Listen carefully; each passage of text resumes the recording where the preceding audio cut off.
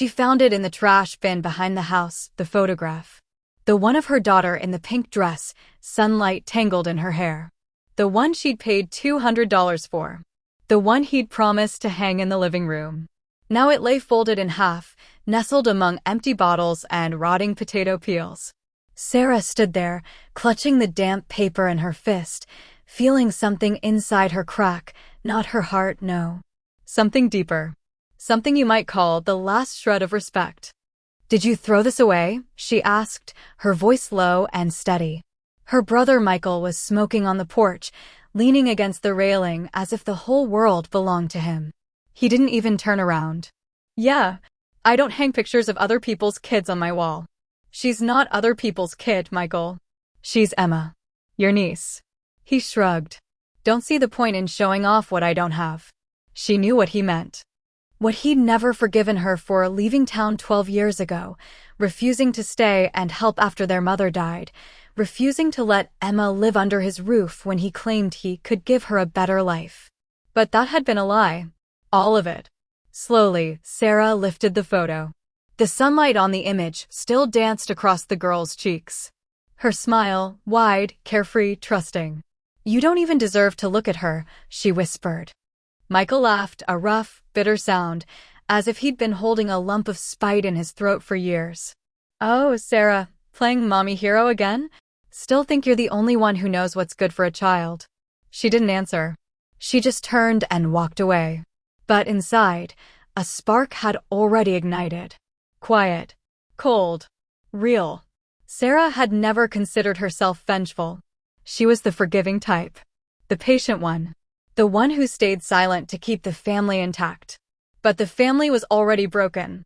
She'd left her hometown at 28, right after their mother died of cancer, leaving behind nothing but a mortgage debt and an old house with a leaking roof. Michael had already moved out by then, but he demanded she stay to preserve the legacy. She refused. Not because she didn't love the house, but because she'd watched him burn their mother's letters unread, toss her favorite vases in the trash saying, "Who needs this crap?" and lie at the funeral about how he'd cared for her until her last breath. Sarah left with Emma, just a year old at the time, and started from scratch. She waitressed, studied accounting, slept 4 hours a night. But she had a purpose, to give her daughter what she'd never had: stability, love, honesty. Michael stayed. He took over their father's auto shop, married Jessica, a woman with a perfect smile and hollow eyes, and had no children. Sarah never knew why. But she suspected Michael simply didn't want to share control. Over the years, he kept drifting back into her life. Birthday calls for Emma laced with hints about his greater opportunities, offers to temporarily stay with us whenever Sarah mentioned home repairs. She always declined politely. But this time he'd crossed a line. Not because he threw away the photo, but because he did it in front of Emma. The girl had seen her Uncle Michael casually toss the picture into the garbage. She hadn't said a word, but she understood everything. And that night, for the first time in 12 years, Sarah didn't cry. She thought. First, she stopped answering his calls. Then she unfriended him on social media. Then she unsubscribed from his auto shop's charity newsletter. He started panicking. He sent flowers with a note. "Sorry I was harsh." Then a letter of apology. Then he showed up in person. "Sarah, this is insane. We're family." "We were," she said, not opening the gate. "You don't understand. It's hard." Jessica left. "Business is tanking. I don't know what to do." She looked at him, the man who'd once carried her on his shoulders, now incapable of admitting he'd thrown his niece's photo in the trash. "I understand more than you think," she said, and shut the door. But revenge was already taking root. Sarah knew Michael had always prided himself on his auto shop. It wasn't just a business, it was his empire. His proof that he'd made it, that he was better. He'd even convinced their father, on his deathbed, to sign everything over to him, leaving Sarah with not a single share. "You're just a girl," their father had said. "You don't need this." Now Sarah knew revenge shouldn't be loud. It should be quiet, precise, devastating. She started small. She followed every competitor's social page, studying their prices, reviews, promotions. Then she created an anonymous account under the name Lisa Thompson and posted her first Google review. Brought my car in for diagnostics. Michael said I needed new brakes, $1, $200. Went to another shop. They said everything was fine. When I returned, he yelled that I don't appreciate professionalism. I took my child and left. Never going back. The review stayed up. A week later, another, from Brian K. Ordered an oil change. 2 days later, my engine died on the highway. The shop refused responsibility, said it was my problem. Beware, scammers. Michael started calling Google support, filing complaints. But he couldn't prove anything. Then Sarah tracked down Kelly, a former employee at his shop. Kelly had worked there for 7 years before Michael fired her for asking too many questions. Sarah met her at a coffee shop outside town. Did he pay you under the table? She asked. Kelly nodded. Always. Said he was saving for the family. What about the parts inventory? All documented. Huh.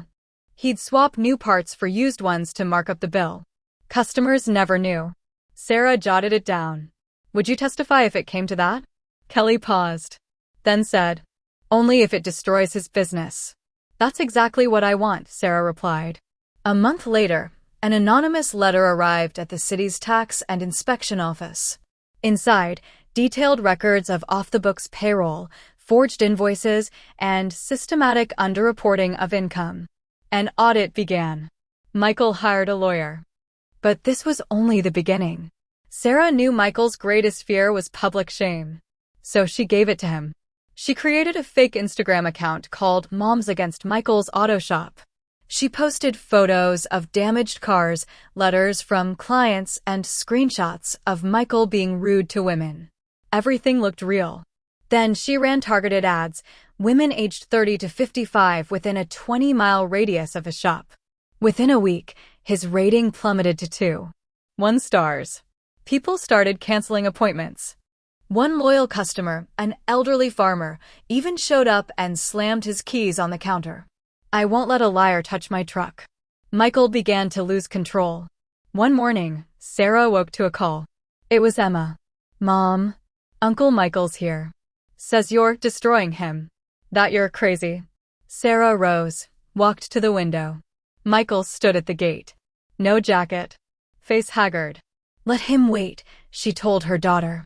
She dressed. Let her hair down. Put on the earring her mother had given her. Then she stepped outside. Are you done? He asked, voice trembling.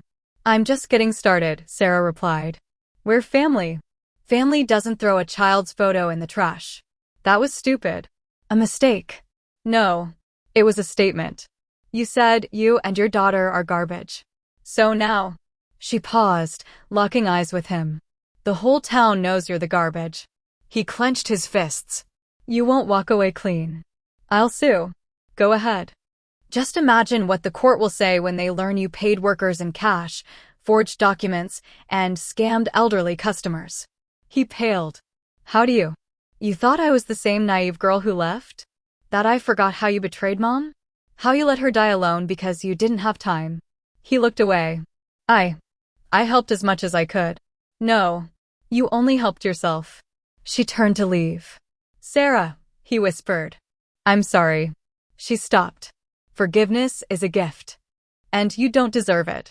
The next day, Sarah received a letter from the tax office. The audit confirmed violations. Fine, $85,000. Michael was forced to mortgage his house, then sell half his shop, then fire everyone except one mechanic. He stopped leaving the house. And Sarah? She printed the photo again. But this time, she didn't hang it in the living room. She gave it to Emma. It's yours, she said. Keep it as a reminder that even in garbage, you can find a reason to grow stronger. The girl hugged her. Are you evil, Mom? No, baby. I'm just fair. 3 months passed. One morning, Sarah got a text from an unknown number. Closing the shop. Leaving town. Sorry if I can be. She didn't reply. But that evening, she took Emma's hand and walked to the old cemetery. There, at their mother's grave, she laid fresh flowers. And for the first time in years, she spoke aloud. "We made it, Mom." The wind rustled the leaves. And somewhere in the distance, a truck rumbled, maybe hauling away old tools, maybe just passing through. Sarah didn't look back. Revenge hadn't brought back the past, but it had given her peace. And that was enough.